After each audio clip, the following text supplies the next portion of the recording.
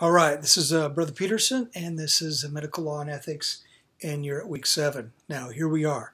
We are at the pinnacle, and it's all smooth sailing from here on out, right, as you go downhill. So you've made it this far. As I said before, pat yourself on the back, give yourself a big hug. You've done a lot of work, and you've done a lot of good things. Now, I want to spend just a brief second to explain the BYU-Idaho, and you guys see my BYU-Idaho time? Okay, the BYU-Idaho model of learning. You hopefully have been able to figure this out, and if you've done other classes, you've seen this. But the model is not that you are spoon-fed, that you sit at the feet of a teacher and you just copy notes down, and then you memorize those notes, and then you go take a test. That's not how it works, okay? Because it's better to learn by doing a sort of reading and studying exercise, and then sharing what you know with others. And sharing meaning a back and forth. You learn as people share with you, and you learn as you share with them. And that's how the debates and the discussions are designed to do. Now, you may find it frustrating because you're kind of reading the assignment and you're reading the book, the textbook, and you're trying to figure out, okay, am I doing this right? Am I, how is this going? Well, two options. One is go look at some of the other posts, or if you are doing a debate, contact the other person on your side. Now, hopefully you're all you've figured this out. You've had debate 6, the pro football debate. Now you're going to be moving on to a different debate, which is the abortion debate. And so hopefully you've been able to figure this out, that you're going to be able to contact the other person on the other side, and then you can discuss it with them. Email them. Say, hey, what's your phone number? Can I call you? However it may be. But that's a resource. Another resource is me. And you can chime in. You can give me a call. My cell phone's on the announcements that I send out.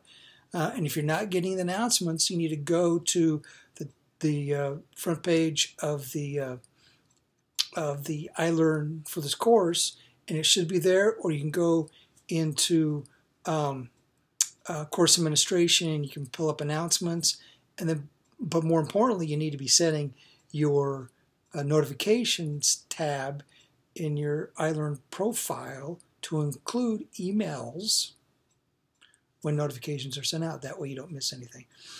All right. So the key is to try to gain enough information on your own. In the debate, you're supposed to do your own 2.5 hours worth of research. Then share it, and then learn as you read others and as you go back and forth. That's the big key. The other way to learn is obviously to study a text and then take a test, and that's part of it. And this week, you get to take your midterm worth 100 points. Luckily, though, it's open book, not open partner or open, if you're in the gym and say, hey, I recognize you online. You taking Brother Peterson's class? That's pretty awesome, isn't it? No, you can't take the test with them, but you can use your notes in your book and so forth. So hopefully that won't be as hard or intimidating as it may sound, but it's worth a lot of points.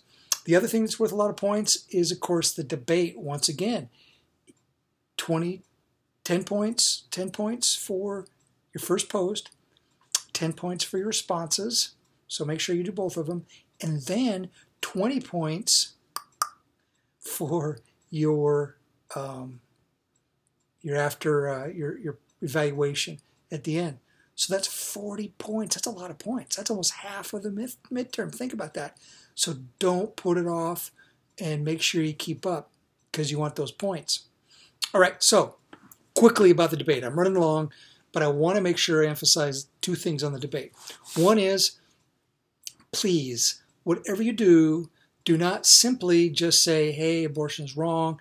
They shouldn't get anything, or the patient should get any care. The doctor should be able to, if you're on the pro-doctor side, and just leave it at that. I mean, it's a deeper discussion than that, all right? Yes, obviously, we know what church doctrine is, and that should not be something you shy away from, particularly if you are those who are pro-doctor. But those of you that are pro-patient, put some thought into this, how to make an argument, because this is a real debate in an ethical dilemma. You may not agree with it, but you need to be able to articulate what the other side is, and the other side is basically that this is something that's legal. We're talking about a legal abortion that's legal within the state in which they're receiving care, and it is covered by insurance. So the argument then is, well, if that's the case, I should be able to receive that care, and you, provider, should be able to give that to me. There's some literature out there. There's some things out there. So take a look, see what you can find. Use that noggin. Think about some things that you want to put into that debate, and you'll be fine. Okay, you guys. Some of you guys are doing fantastic. I mean, real beefy posts and good discussions back and forth. If I could give you guys like A pluses on top of pluses, I would do it. Some of you, I know you guys are hurrying and you're busy and you're just like, blah, blah, blah, blah. Wednesday night you're just trying to get something done, and Saturday night you're just trying to get something done. But put some thought into it, all right? I'm going to start grading a little harder, so think about that. But I know you can do it, and I have all the faith in the world in you. All right? Hey, the good news is that whatever you're doing right this very second, the Holy Ghost can help you.